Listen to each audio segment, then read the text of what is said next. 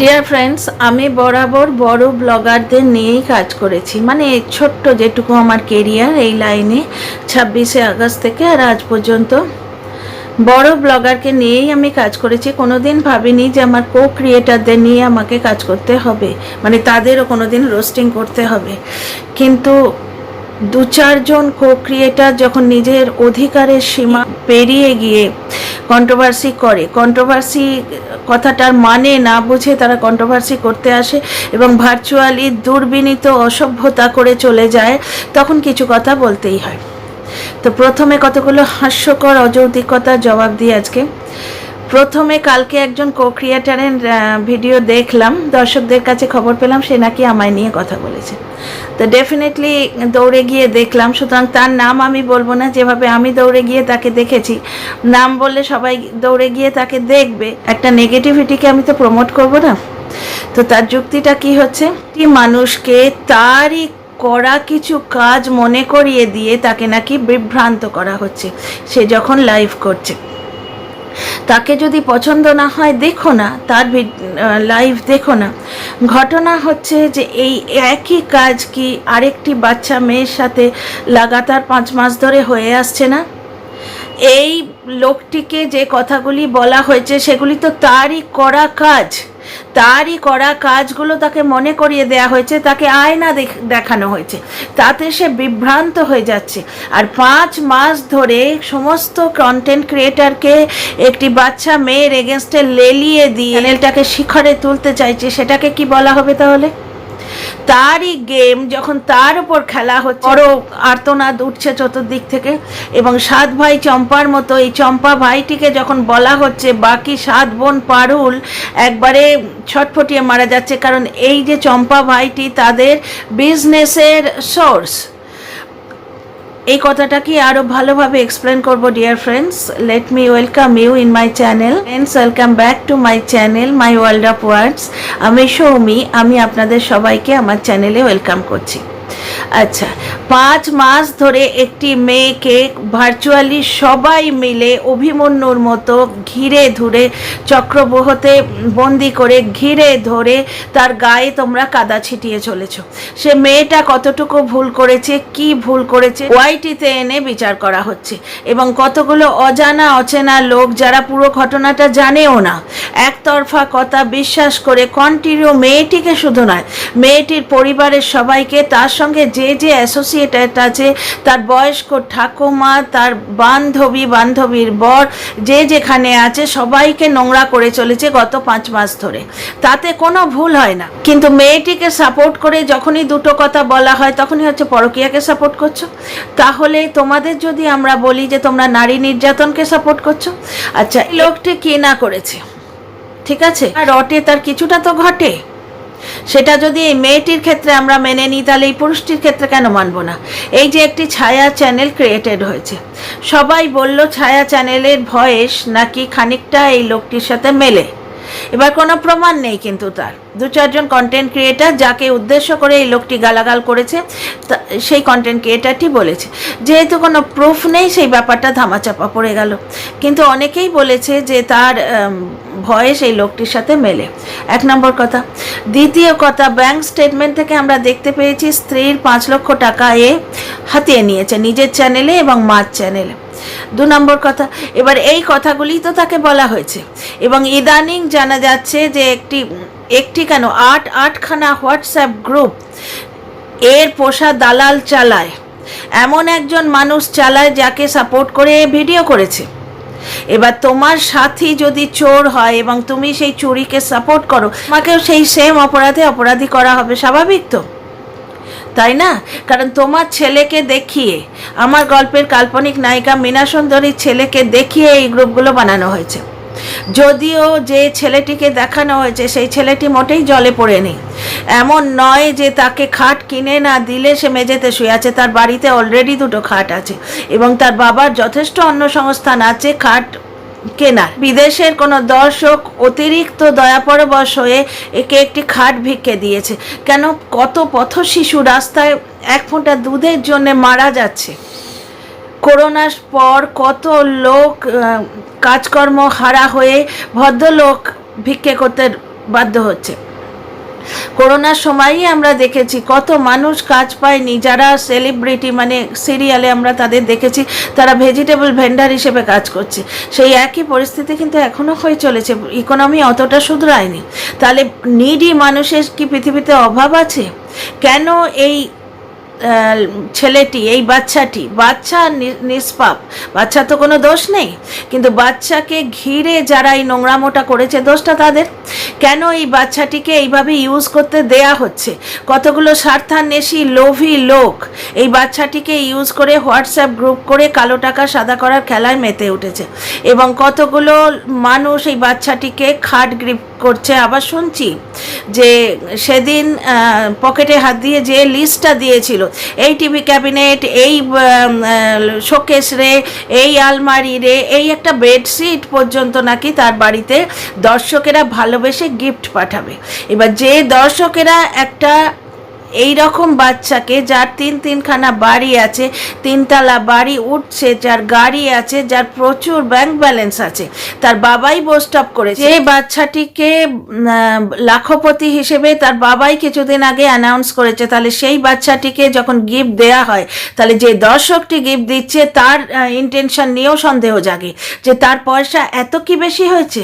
তাহলে যে পয়সায় গিফট দিচ্ছে সেটা কি হোয়াইট মানি না ব্ল্যাক মানি? গিফট দিয়ে সে ব্ল্যাক মানিকে হোয়াইট করার চেষ্টা তো করছে না। যাই হোক, এই রকম কীর্তিকলাপ যে মানুষের, তাকে যদি দুটো কথা বলা হয় তাহলে লাইভে বসে নাকি বিভ্রান্ত করা হয়। আর কন্টেন্ট ক্রিয়েটারটি কি বলছেন, ভালো না লাগে দেখো না। তাহলে তোমরা যখন দর্শকদের লেলিয়ে দাও বান্ধবী রঙ্গিতার কমেন্ট বক্সে, আমার গল্পের কাল্পনিক নায়িকা মীনা সুন্দরীর কমেন্ট বক্সে, আমরা কি সেই একই কথা বলতে পারি না যে তোমাদের ভালো না লাগে দেখো না? কমেন্ট বক্সে গিয়ে কেন নোংরা কমেন্ট করছো? মানে নিজের বেলায় আঁটি শুঁটি আর পরের বেলায় দাঁত কপাটি, তাই না? আচ্ছা, আরেকটি কন্টেন্ট ক্রিয়েটার কি বলতে বসেছে শোনো। তার ভিডিও থাম্বনেল হচ্ছে ঘুগনিওয়ালার মেয়ের হাতে আইফোন। এইবার সে শুরু করলো ভিডিওটা এইভাবে যে আমার গল্পের কাল্পনিক নায়িকা পরকীয়া করে বন্ধুর হাত ধরে বেরিয়ে চলে গেছে। যদিও আমরা বারবার প্রুফ করে দিয়েছি, কল রেকর্ড থেকে আমরা শুনেছি যে তার শাশুড়ি, আমার গল্পের কাল্পনিক নায়িকা মীনা সুন্দরীর শাশুড়ি গ্রিলে তালা দিয়ে রেখেছিল। এই মা ছেলে অতীব ধুরন্ধর, সুতরাং সেইখান থেকে পালানো মাছিরও সাধ্য নেই। এই ব্লগারটি বারবার 3টে বা 4টে ভিডিও করে নিজেই বলেছে। প্রথমে বলল হামলা করেছে বাড়িতে, তারপর বলল ওর মা আর মামাতো দাদা এসে ওকে নিয়ে গেছে।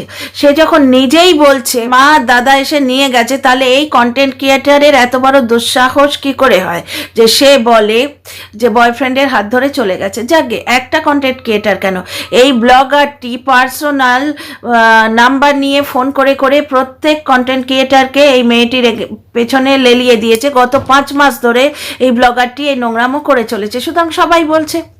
আচ্ছা, এই কন্টেন্ট ক্রিয়েটারের কথাগুলো শোনো। তার মা এইভাবে বন্ধুর হাত ধরে চলে গিয়ে নিজের মান সম্মান বিক্রি করে কন্ট্রোভার্সির কেন্দ্রবিন্দু হয়েছে। সে নিজের মান সম্মান বিক্রি করেছে না, এবং তার মান সম্মান তোমরা সবাই মিলে বিক্রি করে নিজেদের ঝুলি ভরছো। তোমরা নিজে অন্য সংস্থান করছো সেই মেয়েটির মান সম্মান বিক্রি করে। তুমি তোমার থাম্বনেলে কি দিয়েছো? ঘুগনিওয়ালার মেয়ের হাতে আইফোন, তাই না? তার বাবা বা ভাই স্টল দিয়েছিল, ঠিক আছে, খেটে সসম্মানে রোজগার করতে গেছিল, কালো টাকা সাদা করার বিজনেসে কিন্তু হাত লাগায়নি, লোকের কাছে ছেলে দেখিয়ে ভিক্ষে চায়নি, ঠিক আছে? ঘুগনিওয়ালার মেয়ের হাতে আইফোন কিনেছে, বড্ড জ্বলে যাচ্ছে না, হিংসে একবারে ছটফটিয়ে মরে যাচ্ছ, কারণ সে আইফোন কিনেছে। তোমাদের যোগ্যতায় তো হয় না। একটি মেয়ের মান সম্মান বেচে এতদিন ধরে যে ভিউ কামাচ্ছ, সাবস্ক্রাইবার কামাচ্ছ, তাতেও তোমাদের এত দম নেই যে তোমরা একটা 2 লাখ টাকার ফোন কিনবে। কিন্তু সেই মেয়েটি 3টে মাত্র পেমেন্ট পেয়েছে, তার মধ্যে সে আইফোন কিনেছে। কিছুদিন আগে এই মেয়েটি ছেঁড়া চটি হাতে করে তার বাবার বাড়ি যাচ্ছিল খালি পায়ে। সেদিন বড্ড আনন্দ পেয়েছিলে না? মধ্যবয়সী মহিলা কন্টেন্ট ক্রিয়েটার, তোমার ওই বয়সী বাচ্চা আছে হয়তো, তোমার লজ্জা করে না? একটি মেয়ের মান সম্মান বেচে তুমি অন্য সংস্থান করছো, নিজের পেটের ভাত জোগাড় করছো। এইভাবে বলতে বাধ্য হচ্ছি, কারণ এর চেয়ে বেশি নোংরা কথা আমার মুখে আসে না। আজকে সে মান সম্মান বিক্রি করে প্রত্যেকটা কন্ট্রোভার্সি কেন্দ্রবিন্দু হয়েছে, নাকি তোমার মতো কিছু নোংরা কন্টেন্ট ক্রিয়েটার তার মান সম্মানটা বিক্রি করে নিজের অন্ন সংস্থান করছে? একবার ভেবে দেখো তো, নিজের ভিডিও থাম্বনেল কি দিয়েছো? ঘুগনিওয়ালার মেয়ের হাতে আইফোন। অন্য কত পথ শিশু এক ফোঁটা দুধের জন্যে মারা যায়। শিবরাত্রির দিন ওই শিব মন্দিরের বাইরে মায়েরা, দরিদ্র মায়েরা সন্তান কোলে নিয়ে বসে থাকে যে যদি কোনো দর্শনার্থী ভক্ত দয়াপরবশ হয়ে তাদের বাচ্চাটাকে একটু দুধ দেয়, বা ওই শিবজির মাথায় যেটা চড়ানো হয় সেই দুধ অনেক সময় কালেক্ট করে দিয়ে দেয়া হয়। সেই ধুয়ে যাওয়া দুধ, জল পড়ে তাতে কত রকম আরও জিনিস পড়ে, ফুল পাতা সব কিছু মিশ্রিত দুধ। সেই দুধও যদি এক ছটাক তার ছেলের মুখে পড়ে, কারণ জীবনে দুধ কিনে খাওয়াবার তাদের যোগ্যতা নেই। এই সমস্ত বাচ্চা তোমাদের চোখে পড়ে না? না, খাট দেওয়ার জন্য একটি বড়লোক ছেলেই তোমাদের চোখে পড়ে। তাহলে সেই দর্শকের ইন্টেনশন নিয়েও কিন্তু সন্দেহ হয়। তখন কিন্তু মনে হয় যে এই দর্শকটি কালো টাকা সাদা করার জন্যই এই গিফটটি দিয়েছে। যে গিফট দিচ্ছে তার আপত্তি নেই, যে গিফট নিচ্ছে তার আপত্তি নেই, তাহলে দর্শকদের বড় প্রবলেম হচ্ছে, তাই না? ওয়াইটিতে ঝড় উঠে গেল, তুমি নোংরামো করবে বললেই দোষ, তাই না? তাহলে যে হোয়াটসঅ্যাপ চ্যাট করেছে তার আপত্তি নেই, যার সঙ্গে হোয়াটসঅ্যাপ চ্যাট করেছে তার আপত্তি নেই, কন্টেন্ট ক্রিয়েটারদের বড় আপত্তি হয়ে গেছে। আমরা তো এইভাবেও বলতে পারি। দ্বিতীয় কথা হচ্ছে যে ঘুষ দেয়া, যে ঘুষ দিচ্ছে তার আপত্তি নেই, যে ঘুষ নিচ্ছে তার আপত্তি নেই, তাহলে তো পুলিশের বড্ড প্রবলেম হয়ে গেছে, তাই না? প্রস্টিটিউশন, যে প্রস্টিটিউট কোয়ার্টারে যাচ্ছে তার আপত্তি নেই, যে প্রস্টিটিউট ওখানে বসে ওয়েলকাম করছে তার ক্লায়েন্টকে তার আপত্তি নেই, কিন্তু পুলিশের বড় দোষ। পুলিশের এত আপত্তি কিসের? সে রেড লাইট এরিয়ায় রেড মারে কেন, তাই না? নোংরামো করার একটা লিমিট আছে। একটা ব্লগার, লোভী ব্লগার নোংরামো করার জন্য একটি পাঞ্চ লাইন দিয়ে দিল, আর তোমরা সবাই কন্টেন্ট ক্রিয়েটাররা নিজেদের অন্ন সংস্থান করার জন্য সেই পাঞ্চ লাইনটি ভাঙিয়ে খাচ্ছ। ঠিক যেভাবে আমার গল্পের কাল্পনিক নায়িকা মীনা সুন্দরী বাচ্চাটাকে দেখিয়ে দেখিয়ে নিজেদের অন্ন সংস্থান করে চলেছ গত 5 মাস ধরে। এ তো গেল মিনি দালালদের কথা। এবার আসি মেন দালালের কথায়। মেন দালালের কথা কি বলবো ডিয়ার ফ্রেন্ডস, এই মহিলা শুধু গালিগালজ ছাড়া তো আর কিছু পারে না, আর মাঝে মাঝে অবাস্তব গল্পের ঝুলি নিয়ে বসে তার বাংলাদেশি কুলাঙ্গার ভাইয়ের মতো, যার চ্যানেলে কিছুদিন আগে স্ট্রাইক পড়েছিল। আচ্ছা, কালকে দর্শক বন্ধু গিয়ে অ্যাটেন্ড করো, লাইভ করেছে। লাইভ দেখতে গিয়ে 2-4টে গল্প কথা শুনে পালিয়ে এলাম যে এত নোংরা ঘাঁটা আমার পক্ষে পসিবল হচ্ছে না। প্রথম কথাটা কি বলে, ফ্রেন্ডস, গুনে 1 মিনিট 36 সেকেন্ড আমি থাকতে পেরেছি ঘড়ি দেখে। তো এই 1 মিনিট 36 সেকেন্ডের মধ্যে যে জ্ঞান প্রাপ্ত হয়েছি সেগুলো আপনাদের সাথে শেয়ার করছি। এই নোংরা গিফট খেকো ব্লগার, ঠিক আছে, যে ব্ল্যাক মানি আদায় করছে এখন নানাভাবে, এই ব্লগারের বাড়ির পরিবেশ নাকি প্রচণ্ড সুস্থ। বাবা পোড়ো বাড়িতে পড়ে থাকে, মা বাবার সাথে ভালো ব্যবহার করে না, ঠিক আছে, মা ছেলে বউয়ের মাঝখানে গিয়ে শুয়ে থাকতো, আর এখন একটি অজানা মধ্যবয়সী মহিলা তাদের বাড়িতে যখন তখন ঢুকে পড়ে। যে বাড়িতে একটি ব্যাচেলার মানুষ আছে, বর্তমানে তার স্ত্রী তার সঙ্গে নেই, সুতরাং সে ব্যাচেলারই, এবং এই অচেনা মধ্যবয়সী মহিলার সঙ্গে মা ছেলে মেলে 31st এবং 1st গিয়ে নেচে আসতে পারে, নাচানাচি করতে পারে। এই প্রচণ্ড সুস্থ ফ্যামিলির পরিচায়ক এটা।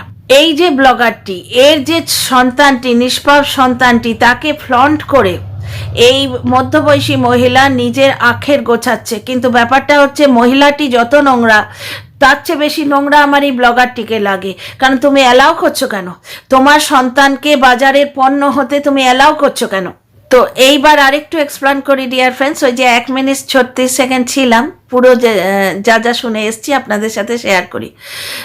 জলনদীপের পরিবেশ প্রচণ্ড সুস্থ, এবং সেই অত সুস্থ পরিবেশ যেখানে একটি অনাত্মীয় মধ্যবয়সী মহিলা যখন তখন গিয়ে থেকে আসে, যখন তখন গিয়ে পাত পাড়ে গিয়ে ওকে, এবং যখন তখন কাঁড়ি কাঁড়ি টাকা নিয়ে গিফট দিয়েছে বলে খাট রে, পালঙ্ক রে, গামছা রে, বাটি রে, আবার বলেও দিচ্ছে যে আর একটা মোটা গিফট, ম্যাট্রেস, চাদর ফাদর সব আসবে, এইগুলো নিয়ে এসে হাজির হয়ে যায়। প্রচণ্ড সুস্থ পরিবেশ, বাবার সেখানে কদর হয় না, কিন্তু ভাড়াটে দালালের সেখানে খুব কদর।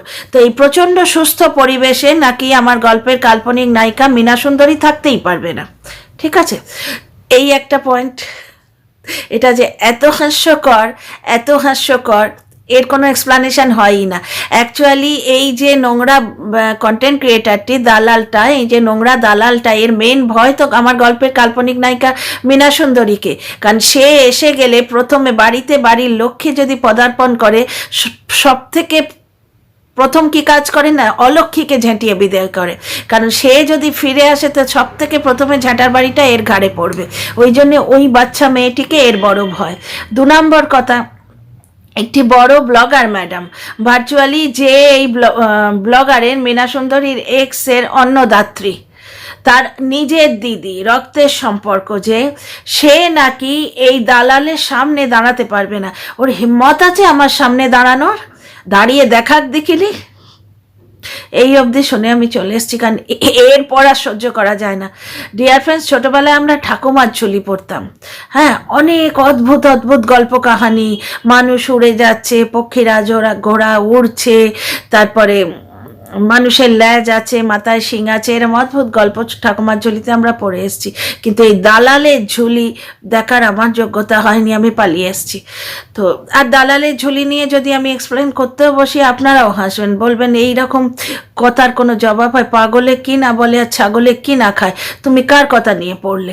সুতরাং দালালের কথার কোনো জবাব হয় না, ও তো ফালতু বকে। এই ফালতু বকার জন্য একটি বড় ব্লগারও এগেনস্টে মামলা করেছিল। এই ভিডিওর লাস্টে আমি শুধু আমার গল্পের কাল্পনিক নায়িকা মীনা সুন্দরীকে একটি কথা বলতে চাই। মারে, যদি আমার ভিডিও দেখিস তাহলে একটা কথা বলতে চাই, সামনে বিরাট যুদ্ধ বাকি আছে।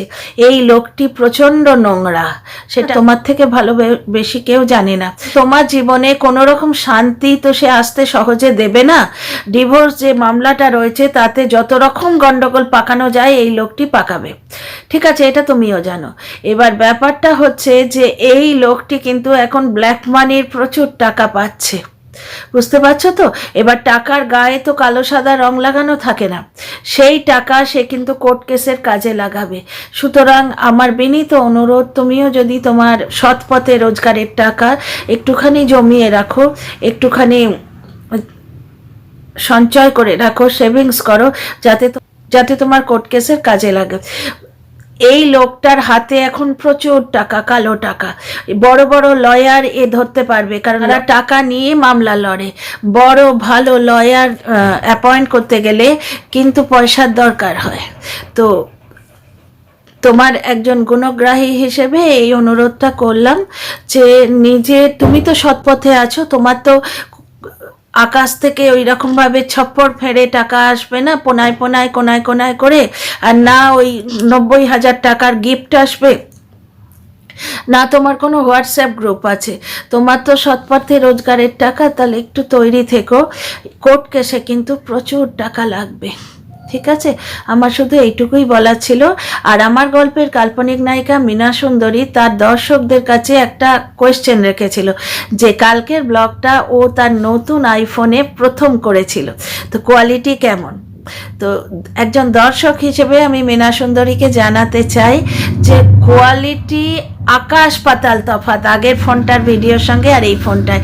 আমি তখনও জানিই না যে এটা আইফোনে হচ্ছে, শুরু থেকেই দেখছি কালারগুলো যেন একদম জীবন্ত লাগছে। পেছনের যে গ্রিন কালারটা, তারপর যেখানে দুল দেখানো হয়েছে, কালারগুলো যেন ফুটে ফুটে উঠছে। অত্যন্ত ভালো কোয়ালিটির ভিডিও হয়েছে কালকে। অন্যদিন যে ভিডিওগুলো হতো সেগুলো খারাপ কোয়ালিটি নয়, মানে তোমার ট্যালেন্টের আলোয় সেই ভিডিওগুলো চকমক করতো, কিন্তু কালকে আইফোনের যে ক্যামেরা তার আলোটাও তোমার যোগ্যতার সঙ্গে যোগ হয়েছে। দারুণ ভিডিও কোয়ালিটি ছিল, আকাশ পাতাল তফাৎ ছিল আগের ফোনটার ভিডিও কোয়ালিটির সঙ্গে আর এই ফোনটার ভিডিও কোয়ালিটির। এই প্রশ্নটা তুমি জানতে চেয়েছিলে, তার উত্তর দিলাম। তো দর্শক বন্ধুরা, এই ভিডিওতে এইটুকুই। See you in the next video.